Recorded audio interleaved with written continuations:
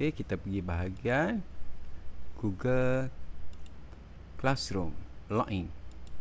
Google Classroom login, klik. Okey, kat sini kalau kita lihat,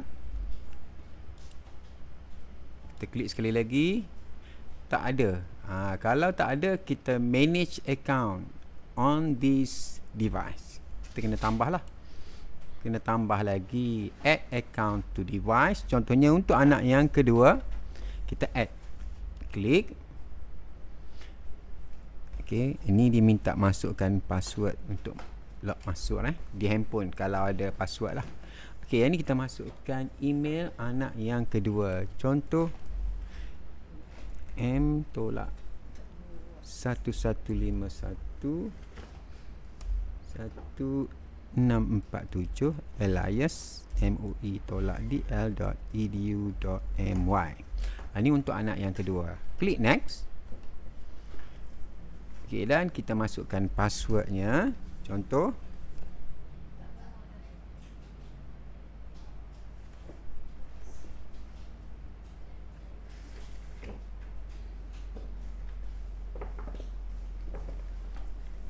okey, dah masukkan password tadi. Kita klik I agree lah. Klik I agree. Ni untuk anak yang kedua. Kalau kita terus jawab dalam account tadi, jadi anak yang kedua tak ada lah. Okey, kat sini dah keluar untuk anak yang kedua. Jadi kita klik untuk anak yang kedua lah. Klik.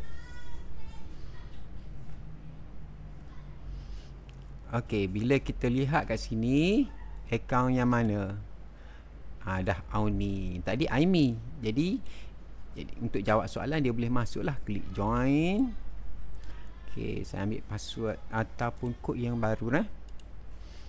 Okey, ni kod yang baru. Contoh saya copy lah.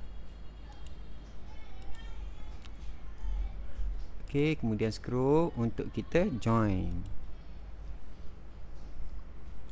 Bila join, dia akan terus masuk stream classwork. Jadi kita boleh klik je pada classwork ni.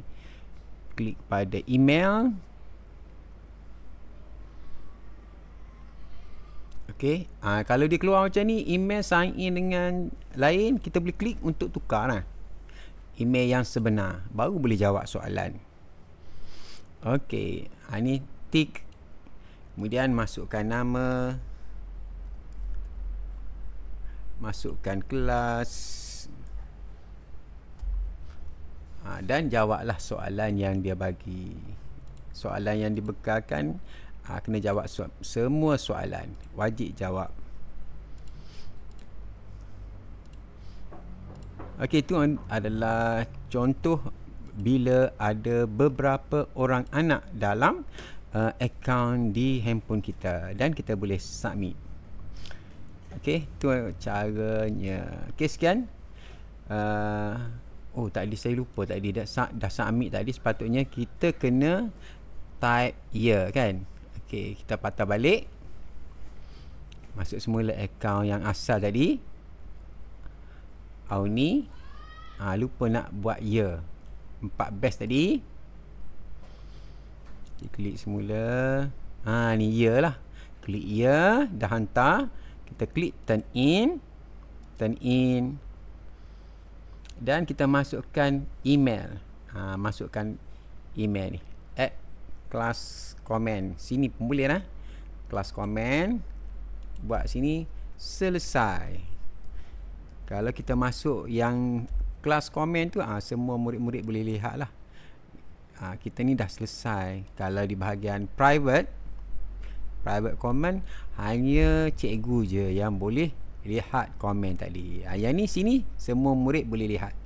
Okey, itu untuk jika ada beberapa akaun dalam satu handphone. Sekian, Assalamualaikum warahmatullahi wabarakatuh.